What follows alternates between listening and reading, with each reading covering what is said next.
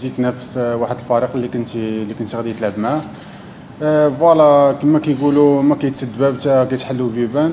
فالحمد لله ربي ما خيبناش ومشينا للفرقه اللي كتلعب حتى هي على تشامبيونز ليغ وهي الاقوى في افريقيا هذا العام بالنسبه لي انايا. فان شاء الله غادي نقدموا واحد المستوى كبير وان شاء الله نديو انتصار من هنا من كازابلانكا امام هذا الجمهور اللي كبير بزاف واللي غادي يشكل لنا واحد العامل كبير زعما اللي نقدروا نخافوا منه هو لا بريسيون ديال الجمهور. فوالا فمحمد امين بن هاشم مدرب اللي محترم كبير، دوزت مع واحد الوقيته اللي نقدروا نقولوا زوينه في الاول ومورا كانت خايبه. فالعلاقه ديالي بقات معاه جيده، بقينا على اتصال زعما واخا ما بقاش معنا في الفريق بقيت معاه ديما على اتصال زعما كنستافد منه. كان بعض المرات كنكون محتاج شي حاجه كنصوني ليه كيعاونني بزاف د الحوايج. فصراحه ما بالنسبه لهاد المقابله فانا ما تكلمتش معاه نهائيا على حتى شي ديطاي زعما على ود المقابله ديال غدا. يمكن دابا شي 15 يوم ما هضرت معاه. المهم قبل ما يتعين راه هو المساعد المدرب ديال الفريق الوداد. فان شاء الله غدا نقدموا واحد المستوى كبير في الملعب يكون واحد العرس كروي اللي رياضي بعيدا على جميع المشاكل الكرويه، وان شاء الله نقدموا كره جيده في المستوى ان شاء الله. فوالا كما كيعرف الجميع وكما شاف الجميع ما خديتش الفرصه ديالي في فريق الرجاء. فيمكن انا ما غاديش نقول كنت مظلوم ولا شي حاجه، يمكن هما عندهم الحق ولا المهم هما كيشوفوا الشوفه ديالهم كمدرب كرئيس، هما عندهم الشوفه ديالهم كنحترمهم. فوالا ما غاديش نقدر نقول لهم شي حاجه زعما خايبه في مورا هادشي اللي وقع.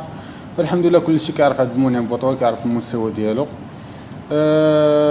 فوالا انا مشيت لجنوب افريقيا زعما فرق في المستوى ما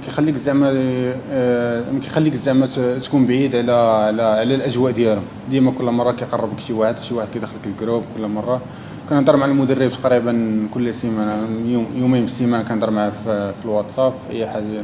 بعض المرات مؤخرا كنت كنهضر معاه تقريبا يوميا حتى غادي ننافس واحد الفريق اللي من البلد ديالي وعارف عليه بزاف د الحوايج، لا بالنسبه للجمهور لا بالنسبه للاجواء اللي غادي تكون في الملعب.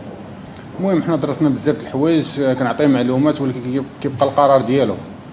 انا كنعطيه المعلومات وداك الشيء اللي يقدروا يعاونوا، ولكن كيبقى القرار ديالو. فحنا كنتبعوا التعليمات ديالو وان شاء الله حنا جينا هنا باش نربحوا الماتش ماشي باش نديو واحد التعادل ولا. فكما كتعرفوا كانت عندي واحد مونك دو كومبيتيسيون في فريق الرجاء اللي كندوز مع ديك 6 شهور ديال الاعاره. دونك مشيت ما كنتش مبريباري، كان خصني يلاه نوجد يلاه بزاف د الحوايج يلاه نتونجاجا مع ليكيب يلاه نولف الاجواء ديال جنوب افريقيا. كنت خديت واحد الاصابه اللي كنت كنقاومها باش نزيد نطلع من المستوى ديالي. فتزاد عليا الحال وكنت درت اوبيراسيون في شهر واحد كنت درت اوبيراسيون. فالحمد لله رجعت مور لوبيراسيون بعد واحد العمل اللي كان كبير بزاف، لا مع الطاقم التقني لا مع الطاقم الطبي. فالحمد لله كانت موفري جميع الظروف باش نرجع للمستوى ديالي الحقيقي. فالحمد لله نهار رجعت المدرب عطاني الفرصه ديالي لقاني في المستوى، والحمد لله الان رانا كنلعب الحمد لله.